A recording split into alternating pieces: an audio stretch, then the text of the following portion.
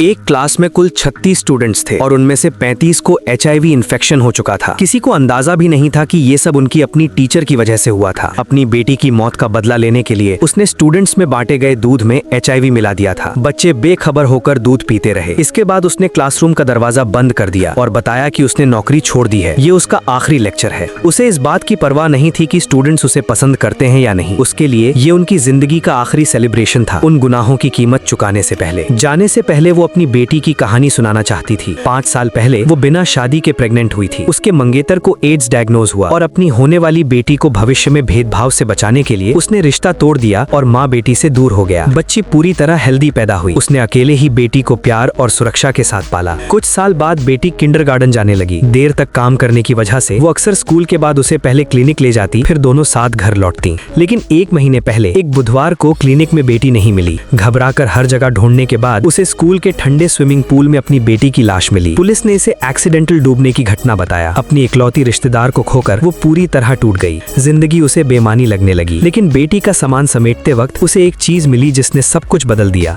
एक गुलाबी बनी वाला बैग जो उसकी बेटी का नहीं था। बेटी ने कभी मॉल में उसे खरीदने की जिद की थी, लेकिन उसने मना कर दिया था। यहीं से उसे यकीन हो गया कि ये हादसा नहीं था। सीक्रेट जांच के बाद उसने सच्चाई जान ली। उसकी बेटी की हत्या हुई थी और कातिल इसी क्लास में मौजूद थे, 2 लोग। उसने उन्हें सीधे नाम से नहीं बुलाया, सिर्फ A और B कहा। पुलिस ने शिकायत करने का भी कोई मतलब नहीं था, क्योंकि दोनों 14 साल से कम उम्र के थे। कानून ऐसे मामलों में नाबालिगों को सजा नहीं देता। एक माफीनामा लिखकर वे आजाद हो सकते थे। हाल ही में 13 साल की एक लड़की द्वारा पूरे परिवार को जहर देने का मामला भी सामने आया था, जिसमें उसे सजा नहीं मिली। उल्टा वो सोशल मीडिया पर मशहूर हो गई। बच्चों की बेरहम क्रूरता वाकई डरावनी थी। जब कानून सजा नहीं दे सकता तो उसने खुद इंसाफ करने का फैसला किया। स्टूडेंट्स अंदाजे लगाने लगे। एक होनहार, चुप रहने वाली लड़की थी जिसे नई चीजें बनाना पसंद था। अफवाह थी कि वो बचपन से जानवरों पर क्रूर प्रयोग करती आई थी। अपने बनाए टॉर्चर डिवाइसेस से कहा जाता था कि वो ये सब अपनी खुद की वेबसाइट पर अपलोड भी करती थी। शुरुआत में ये सब मानना मुश्किल था, लेकिन एक दिन खुद उसके पास आई और एक वॉलेट थमाया, ये कहते हुए कि ये उसका नया इन्वेंशन है। उसी पल शक यकीन में बदलने लगा।